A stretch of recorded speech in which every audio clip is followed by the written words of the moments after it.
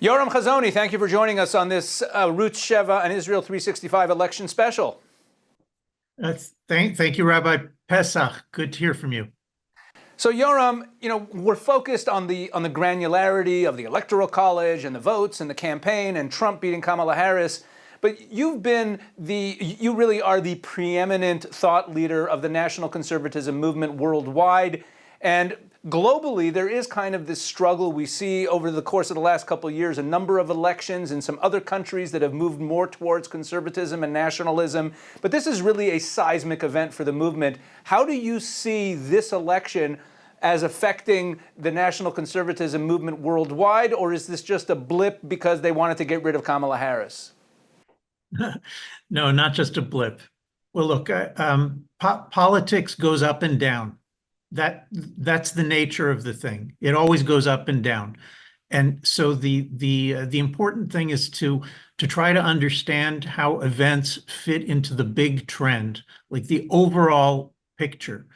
So, when in 2016, when we had Brexit and Trump won his first presidency, his first administration, it was at the time still very unclear I think to most observers that whether this was in fact representative of a major trend. So I was one of the people who was arguing that it represents a realignment, meaning that the politics of democratic nations were changing long term, and that the events that we were watching were not just short term events, but they represented a very broad trend.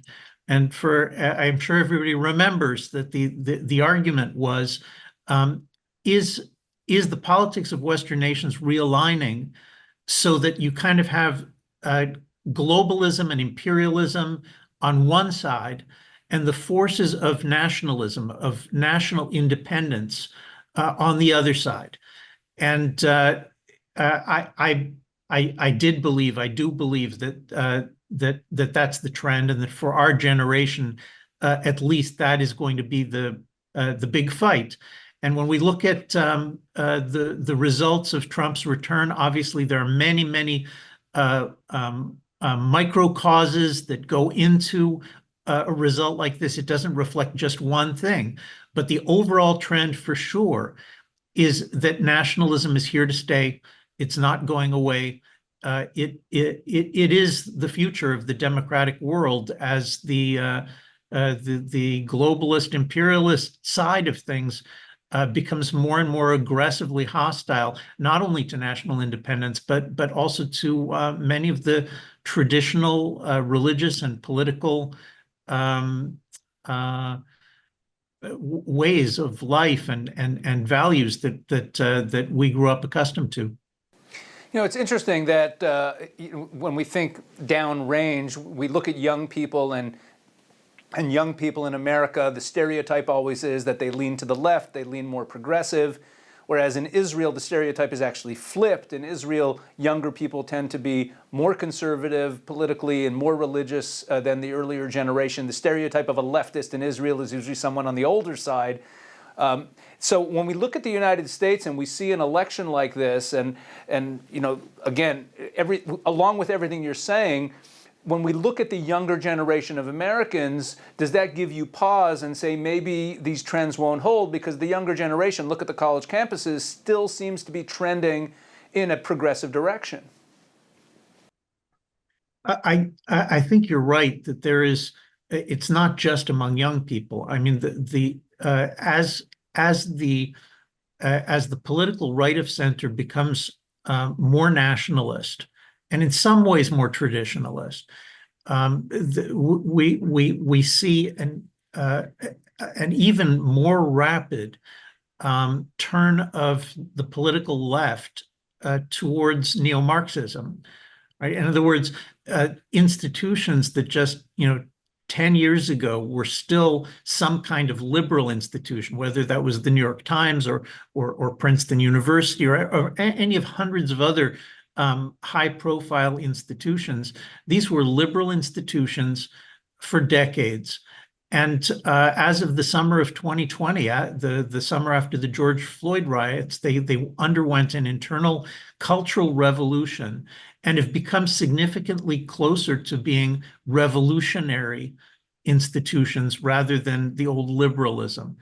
So because that trend, the trend of liberalism being collapsing into woke neo-Marxism, that trend is happening so quickly that it certainly raises very serious questions about, whether the nationalist movement, which is overwhelmingly committed to democracy and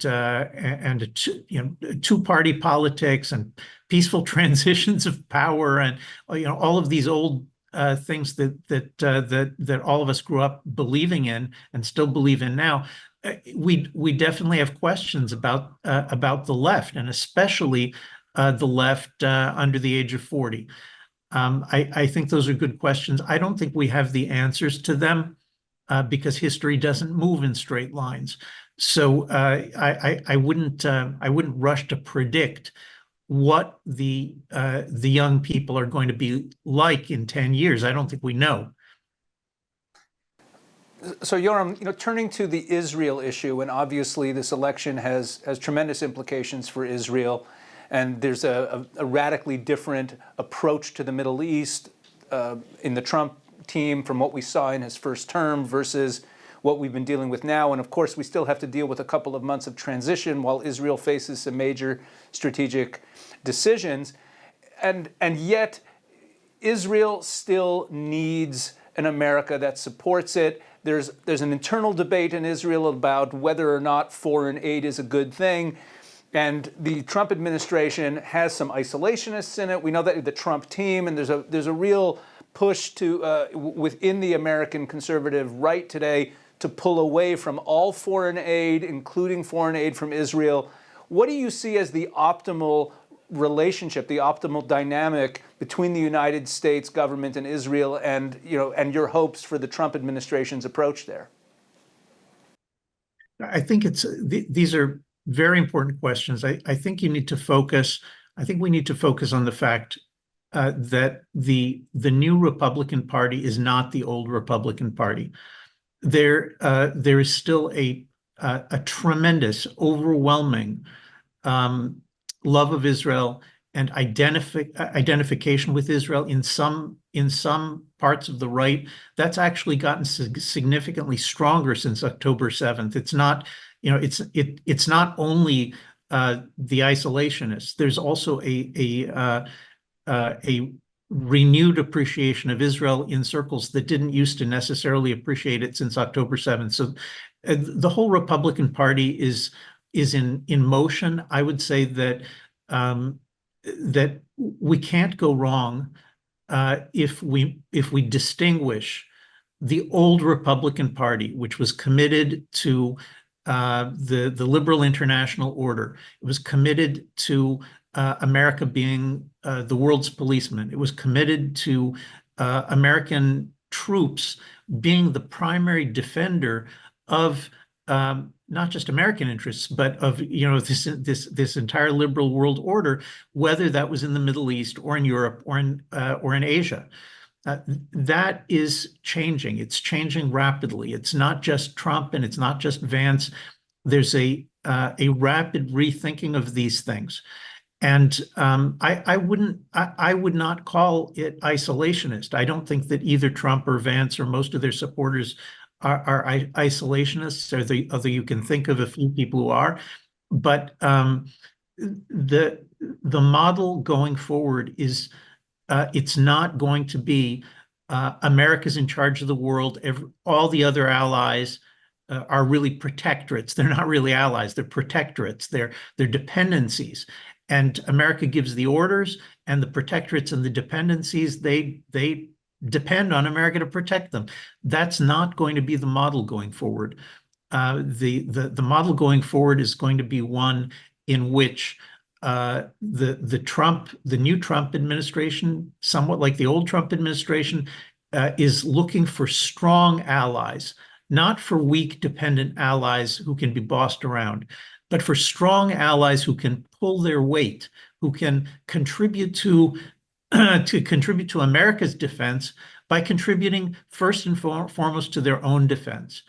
So we saw some of this in the first Trump administration. I think you can expect much more of it now because I think the administration will be much more uniform in thinking in these terms. That if you're Poland or Israel or India or Japan or Australia, Britain, Greece, any of these are countries which America could afford to help strengthening, not by sending American troops, not even necessarily with the old model of American aid, although I'm sure that's still to be debated, but primarily by supporting armament, indigenous military investment, technological investment, factories and industrialization for the sake of defense industries.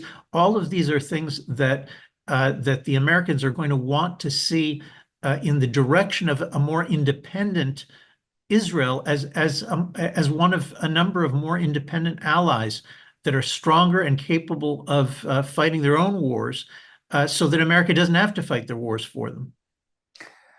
Well, Yoram, I know that you're currently in the United States, and it must be an interesting time to be there. So one final question: where are you, and what was the mood where you are? How did you spend election night? I'm in Washington, Oh, and I attended the election watch party of the young people in the nationalist camp, run by my friends at American Moment, and look, the mood was very optimistic and very ebullient before things started. That's not me. I don't look at things like that. I don't like to make make political predictions, since I'm not a pundit and I don't have to. I don't predict elections. But the mood in Washington is among nationalist conservatives has been very, very optimistic all week long, and now obviously I don't want to say that all our troubles are over. There's a very hard road ahead. Nothing simple about what's going to happen, but this is a very, very historic turning point. It would be very good for America and for Western democracy if if Kamala Harris could bring herself to concede the election, something that both sides in America have been having trouble doing for more than a decade at this point. It would be very good it would be a very, very good sign if the Democrats are capable of conceding the election, which would set a precedent for more orderly elections and transitions of power that would be helpful for everybody in all the Western countries. But we'll see what happens. I'm not predicting. It's a historic moment. People should make sure to take the time for hakarat tov, for recognizing that none of this was foreordained. It depended on a tremendous amount of resourcefulness, creativity, and determination on our side, and also of siyata d'shamaya, of the help of heaven, without which we would not have been able to get here. God willing, it continues. Yoram Hazony, thank you so much for joining us on this ARUTZ SHEVA and Israel 365 election special. My pleasure.